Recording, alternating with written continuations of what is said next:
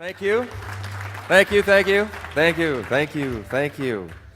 All right, so, you know, I'm getting to the point where I can tell my story now without crying most of the time. And I don't know if that's good or bad. Jeffrey Combs, one of my mentors, told me, because he speaks all the time. Raise your hand if you're familiar with who Jeffrey is, right? Paid him $2,000 for coaching for 4 sessions when I had no money. When I paid him, I had $98 left. And my friends were like, why are you paying? It averaged out to be like, I forgot how much a minute, but it was like $20 a minute or something. It was just crazy. And my friends are like, you're paying this guy 20, whatever, a minute. And I said, I have got to break through, and I will do anything. I will do anything to break through to the other side. You ever feel like that? Like, I will do anything. I am so hungry. One of the biggest misconceptions you may possess, and look at it like any misconception that you hold is that it's physically stored in your body. Okay? If you have a belief that's wrong, it's physical. It's electrical and it's vibrational and it's stored in your body. And success, by and large, is the removal of those. One of the removals you may have to come into, well, for me, let's just share my story. For me, one of the biggest things is, you got to make it easy for people, right? You got to tell people how easy it is. You got to tell people, right? Because people want easy. Is that fairly true, right? People fairly want easy. But there's a global belief that people won't work that hard, right? And, the success rate is so low that if you're pitching your deal and they're joining you and then they fail, people are lazy. If you hold that somewhere electrically in your body and you believe that in this industry, you're going to hold back big time. What I believed, which was a little switch, was that people will do anything to succeed. They will stay up late at night. They will work maybe through the night if necessary. They will wake up earlier. They will buy stuff they can't afford, travel to places that are out of their way, that cost their time away from their families. They will do anything humanly in their scope to succeed. And when I held that electrically in my body and I vibrate that, guess who starts showing up in my life? People like Crystal Curtis, who will do anything to succeed. You think Aaron Rashkin and Sophia, you think they'll do anything? They will do anything to succeed. I had to do everything to succeed. And one of the things that's really key, Clint, he spent 40 hours on a campaign, 40 hours writing. You see, this is a piece of direct mail that he mailed to friends and family, okay, on a product. This is all handwritten, hand highlighted. 40 hours of writing. Clint, you said your hand hurt? But people are lazy, right? If you hold that as a belief, do you hear what I'm saying? Do you feel what I'm saying? So when I got started, I didn't have a lot of connections. I didn't know a lot of people. I was just in a bad place. I didn't even have a lot of money for books on prosperity or things like that. I had an old copy of Think and Grow Rich, and I would read that over and over and over and over. But I remembered my pastor, when I was in 8th grade, told me about King Solomon, and he was the wisest man, this and that and the other thing. And so I started going to King Solomon's writings, and I'd read them, and I would imagine, what if I took this little chunk of wisdom, this little proverb, and I fleshed out the wisdom exactly in my life. I somehow was able to translate this ancient little code thing, make it a part of me, and basically apply it today, thousands of years later. So I have a couple of these little codes I want to share that had huge impact on me. Permission to share them? Okay, so here's one of them, and I'm not going to write it out verbatim, but basically it says, he who holds back the grain, the people curse. But, and I know you can all read that, but there is a blessing on the head of him who sells it. And I would read each phrase literally, and I'd say, okay, now, even if it doesn't jump out at me, there has to be some kind of applicable wisdom from this ancient, divinely gifted juice here that I can apply. And can anyone read even a single word in that? But here's what I took. I thought to myself, what this verse means basically is you have a farmer who holds back grain. Why? To manipulate price so it goes up. The people are cursing him. They want, because what? That's bread. It turns into beer, turns into flours, flour, baking, everything. So he's holding back to manipulate the system, and the people are cursing him.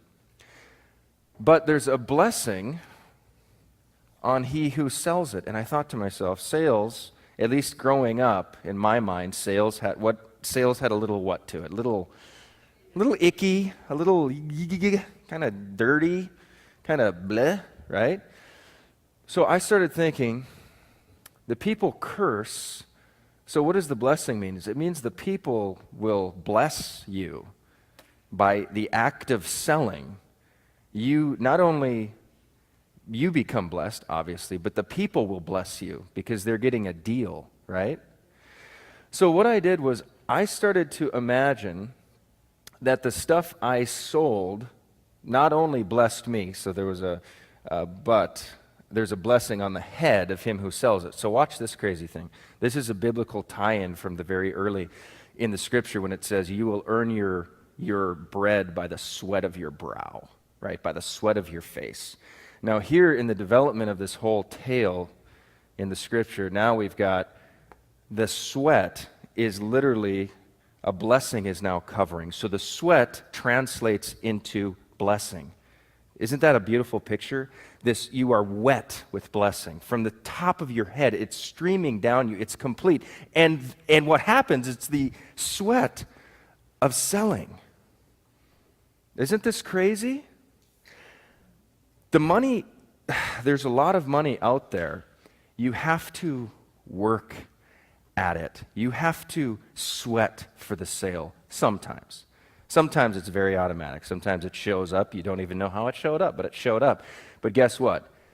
When that shows up, it was because you sweated earlier in marketing. At some point, when you have those auto applications coming in, he might be not sweating at that moment, but there was a time where he was learning the copy and he was grinding it out. And when you get to a point, so for me, how I beautified this whole truth to me was that I was called to this sweat, and that this sweat translates into beauty. And it's going to drench me. Now, this was at a point where I qualified for welfare. I was so stressed, so intensely stressed at one point that my little Isaac, you saw the video, where's JT?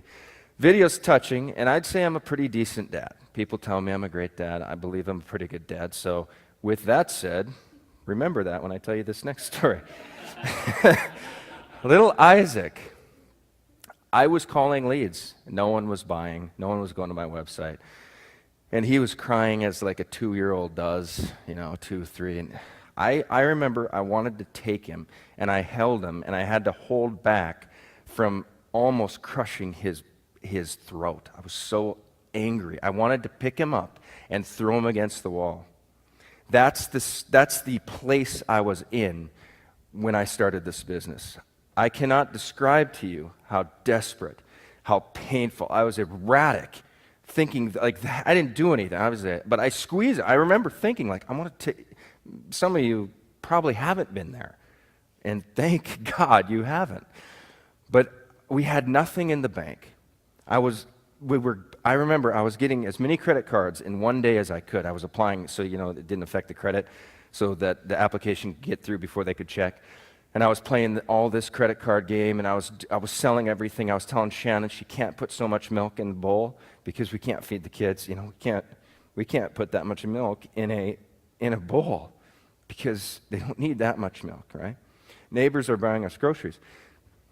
And here I am with my little King Solomon thing saying this blessing is going to be so complete, it's going to cover every area of my life. Okay. And that picture, that video with my son that JT was talking about, that was in Trump's penthouse, right? So I hosted a party for my team in Trump's penthouse. It was just 2 or 3 years later. Isn't that crazy? And here's where it came from. Emotionally, I said, I am going to love selling. I'm going to love the act of selling. I'm going to love the reception of money. The people that buy my stuff are going to love the reception. They are going to bless me for getting the deal. Right? And if there's even a modicum, even a trace anywhere in here, that you're uneasy about selling, that's electrically held in your body, you have to think about how can I get that away from me? And here's the thing. Selling, you have somebody here, and this is something called the future self, and what your product is a portal. It's a portal to their future self. They're fat. You sell weight loss. This is what they want, right? They're struggling, they're stressed, they want wealth. This is what they want to be. Your product, nobody wants to buy a powdery shake that tastes like chalk. Nobody wants to take little capsules and throw them in their mouth and swallow them with pills, right? You're selling this portal to get people to hear. And if you don't think that this portal is actually the portal, you're going to resist selling it, aren't you? Because if you say, here's my information product, and literally you are here, you don't know what you're doing. And information, it's a how-to situation. It's a mindset, it's a how-to. You are right here, and you don't know what you're doing. If you step into my portal, you can have this, and be this, and think this, and know this, and do this. If you came from that space, how could you resist marketing the portal? See what I'm saying? How could you do it? I take really expensive vitamins. I don't even market them right now. But I had a friend who, he said, he's my age. He's probably 30, 40 pounds heavier than I am. His face is hurting. He's got this and that. And I said, when I started taking full-on optimal vitamins, I quit aching like my feet used to hurt. I used to be thirstier than I am. It just changed my whole life. I sleep better, everything. And to me, the vitamins were a portal, right?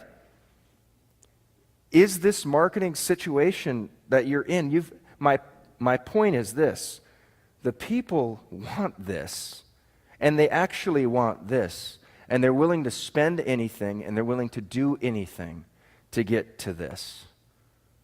And if you don't hold that belief, you're going to attract somebody that, yeah, but no.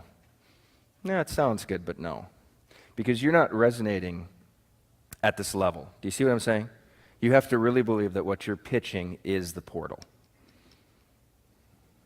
Are we getting value yet? Okay. I'm feeling good. I'm feeling like we're touching some things. Vitamins. Feeling good. I'm feeling good because of those vitamins. You didn't know I was pitching you new skin today. Just kidding. All right, so here's another thing with not with GRN, but I said I was going to talk about GRN today, but I'm not. But I'm going to say a word or two real quick about Clint's situation. So he mailed this out, and this is a retail product, right? Great savings, 90% off Expedia, travel, just incredible stuff. But he sent out 162 of these, personally hand addressed. Did you put a starburst in there? What did you put? Yep. You put a starburst in each thing. It's glossy. This is thick. He had 9 people respond, 9 to 10 people respond. 5 people said, what did they say? 5 people said, texted me and said that thanks for the information, but it's not for me. We have. okay, now tell me the better story. The better story is that 5 people he's fine. but I don't have the money. So, and he doesn't need a mic, we're good. But you said earlier that 5 people said yes, but not now. Now, what if in this, can I chew on you a little bit? Grate on you a little bit? Because he makes $3,250 per yes. He had 5 yeses and 0 transactions. What if he would have unleashed the selling beast that is the future you, right? And so you got the yes, then what did you do? Yes, but I don't have the money. Yes, but not now. Here's a little fact. There's nobody on this planet right now, little reality check, there's not a single person on planet Earth that is actively, consciously thinking, tomorrow, tonight, the next week, the following week, I'm going to pay you money for something. There's not one person who's thinking, I'm going to wake up and pay you money. It's not in their plans. In fact, at their conscious level, guess what's going on in their mind? I'm going to spend less money. So this is what we're up against. I'm going to spend less. So you're not just, you see the situation? Now, Clint, what did you do? There's another verse in Solomon that says, a righteous man falls 7 times and gets up. Okay, no might be one, it's a no. A no to mean if it's the right person, right? Did you fight for the sale? Or did you just say okay? No, I guess honestly I didn't fight hard enough for the sale. And that's why there's no money. You have to deserve the sale. You have to deserve the sale. Deserve comes from de, of, serve, service, of service. Yes, you like it. Tell me, what did you like best about it? Where do you plan on going on it? You know what? It's called assumptive selling. Let's hop on a webinar real quick. I'll take you inside this product, and I'll start showing it to you. Blah, blah, blah. You said yes, but not now, because you don't have the money. If you did know how to come up with the money, how would we come up with the money? If you did know how to come up with the money, how would you come up with the money? I've closed hundreds of thousands of dollars on that line. If you did know how to come up with the money, how would you come up with the money? I guess I'd borrow it from my dad. I think we got an answer. Borrow it from your dad. Now, if I believed that I was selling a bad portal, that would be mean and dirty, wouldn't it, for me to do that? I'll tell you a little story. There was this chick. She was getting married. She saw our product. At the time, it was $3,000. Now it's $5,000. She said yes.